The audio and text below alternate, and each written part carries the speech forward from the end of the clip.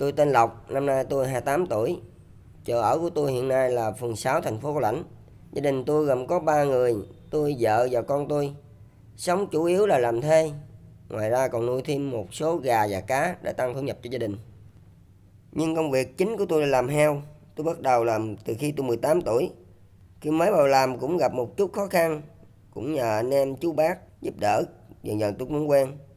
Sau đó tôi thấy nghề này đang làm thu nhập cũng khá, nên khi lập gia đình tôi có mang cả vợ cùng làm chung một tổ. Vì nghề này ít ai nhận phụ nữ, nhà tôi làm lâu lại là thợ chính nên vợ tôi mới được vào làm. Hiện nay tôi làm cùng 14 anh em trong một tổ. Chúng tôi bắt đầu làm từ 10 giờ 30 tối. Khi làm mỗi người một công việc khác nhau, nhưng công việc chính của tôi là mổ heo. Công đoạn này rất khó, phải ra đầu, mổ bụng, chẻ xương. Đặc biệt cái phần này đòi hỏi phải khéo léo, tại xương sống heo nhỏ, làm mổ sao cho đẹp để lấy toàn bộ được phần tỉ cho nó trọn vẹn. Khi làm tới 12 giờ thì chúng tôi nghỉ giải lao để thuê lăn giáo heo.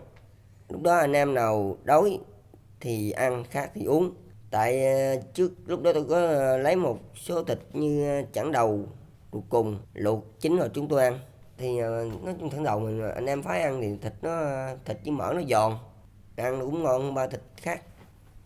Đến khoảng 12 giờ 30 thì chúng tôi tiếp tục làm cho đến 2 giờ sáng. Toàn bộ anh em được nghỉ. Sau khi thu gom dụng cụ xong như xô, dao, móc và dây thì anh em được về. Những anh em nào chưa ăn cơm lúc 12 giờ thì ra quán ăn.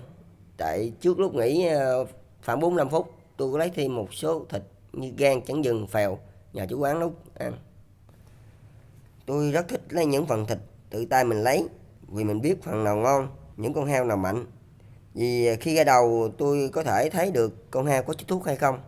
Nếu con heo có chích thuốc thì ngay miếng trên đầu sẽ có một đốm vàng và chúng tôi không ăn. Vì chúng tôi đâu biết con heo đó được chích ngừa hay là bị bệnh.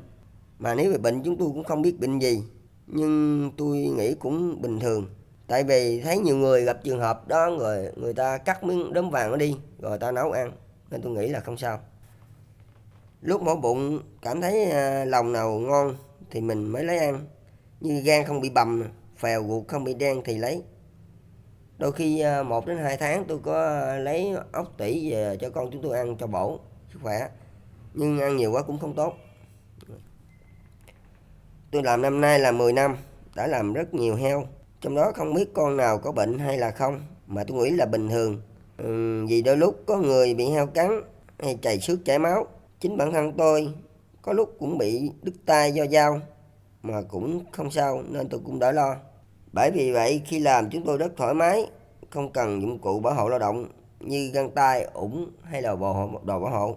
Vì khi ăn mặc như vậy làm chúng tôi cảm thấy nóng nực, công việc cũng chậm chạp đi. Đôi lúc tôi cũng có bệnh như nóng sốt, rồi uống thuốc cũng khỏi. Có nhiều người cũng bệnh như tôi rồi người ta cũng uống thuốc rồi cũng hết.